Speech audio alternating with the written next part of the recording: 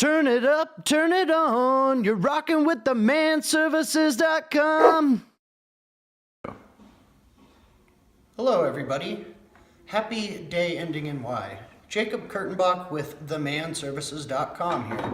We are going to show you today how to prep for a hole. This will be a little series on how to prep, mud, and texture a hole.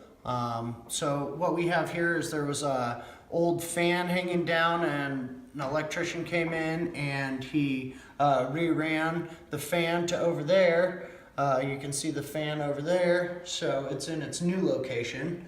And right now we need to fix this hole in order to not have a hole in the ceiling. So what you're gonna need a pencil, a square, a tape measure, a blade. This is a rigid, stiff 1-inch blade, which works really good. And then you will also need a razor blade, nice and sharp, clean, ready to go. And you'll need another kind of blade. And you will see why momentarily. This is about a 4-inch blade with a pretty nice edge on it. Down here you see we have the multi-tool, and if you have a multi-tool it'll make it really easy. So I'll show you what you can do if you don't have a multi-tool, which just makes things easier. I'm going to use the multi-tool because I don't want to exert the effort to cut this whole thing out. Anyhow, so we're going to go ahead and get started. So we want to make it square, so choose like the most square edge that you can, get it nice and close. So I have it pretty close on this side, so we'll just go ahead and draw a line here, and we'll draw a line here. Okay, and now we have our two lines. See how nice and close that is to the edge of that hole and this hole. And now we're gonna flip this over, and we're going to make that nice and square here. We want to make sure, let's see here. So we'll take our tape measure. We'll go 5 inches here. And then, let's see, 4 inches here. So I like to use whole numbers. It's just easier when you're cutting out your next. So 5 inches and 4 inches. So we'll put that on there. So that's on 4 inches, that's about on 5. Let's just double check here. That's a little off. So we want to go ahead and put another 4-inch mark right here. So this doesn't have to be perfect or pretty, as long as we go ahead and get our measurements here. 4, a little bit better right there. Okay, so we want this outside one there and this inside one here. So not the prettiest thing, but drywalling's not the prettiest thing ever, or either. So now what we're going to do is you take your razor blade and you cut along this line to cut this out.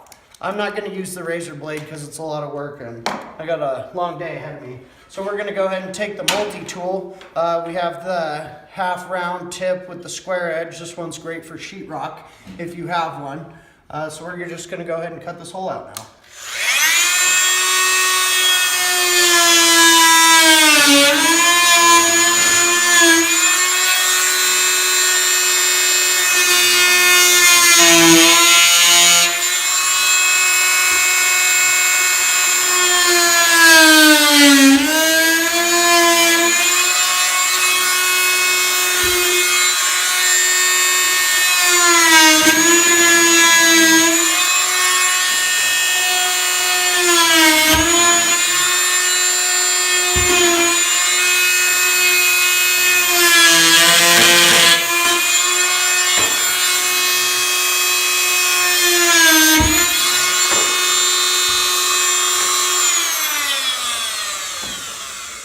Now we have the hole cut out nice and square. It's a 5x4 hole. Another thing, if you're cutting above, you probably want safety glasses. That's one thing I usually lack in, but you should probably use them.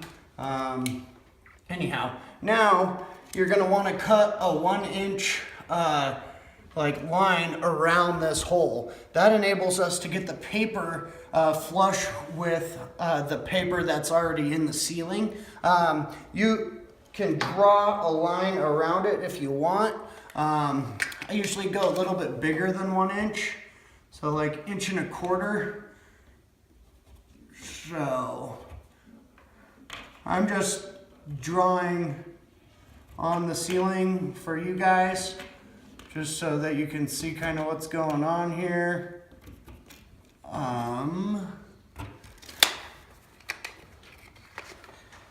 Use this for the straight edge. So it doesn't even have to be perfect. We'll just go ahead and draw our lines on there. And so this part is really important that you do not use a straight edge, because if you use a straight edge, it won't cut into the sheetrock properly. There's something weird about if you use a straight edge to try and cut your line straight, it does not leave a good enough line for the paper to come off, and you'll see what I'm talking about in a second. So we're just gonna go ahead and push firmly. We don't wanna go all the way through, but we wanna push firmly. Get our nice line there. Push firmly across there. There we go.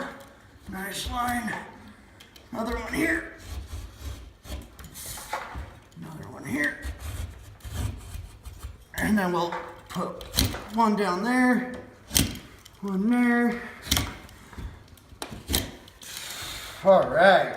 So now we're gonna take our 1-inch blade and we'll get underneath this corner here.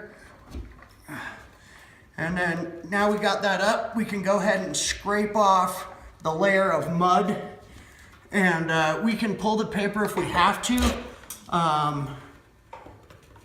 There we go. Sometimes this comes off really easily, and other times it's really hard. So you just keep peeling that off. We want to get down enough to where the paper on the sheetrock can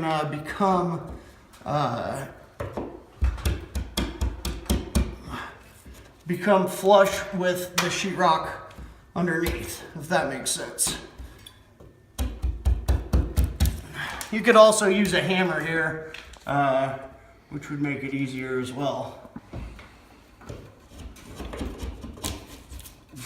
So that's a nice piece that came off right there.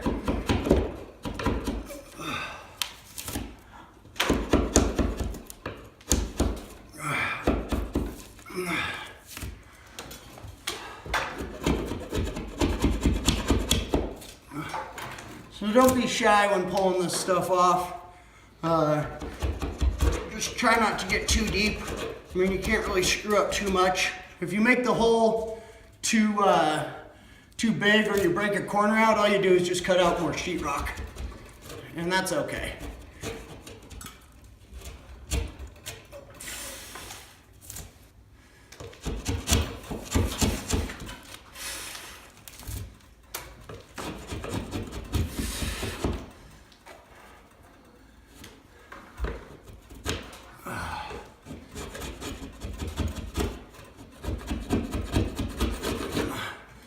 All right, so that's good enough. You just want to indent right here in order for the paper to lay down flat. Doesn't have to be perfect, doesn't have to be pretty. Want to make sure that any of this excess stuff that's on there, just make sure to peel any of that extra stuff off. And there we go. Our hole is prepped and ready to go. And on the next episode, we will talk about how to make a piece of sheetrock. I call it a football patch. So we will talk about how to put a football patch in here. And yeah, anyhow, if this helped you, please hit like and comment if you have any questions, and please share it, because You know, the more we get the word out there, the better it is on how to fix your stuff at your own house. Anyhow, thanks for watching. Jacob Kurtenbach with themanservices.com. Thank you. Thanks for watching themanservices.com.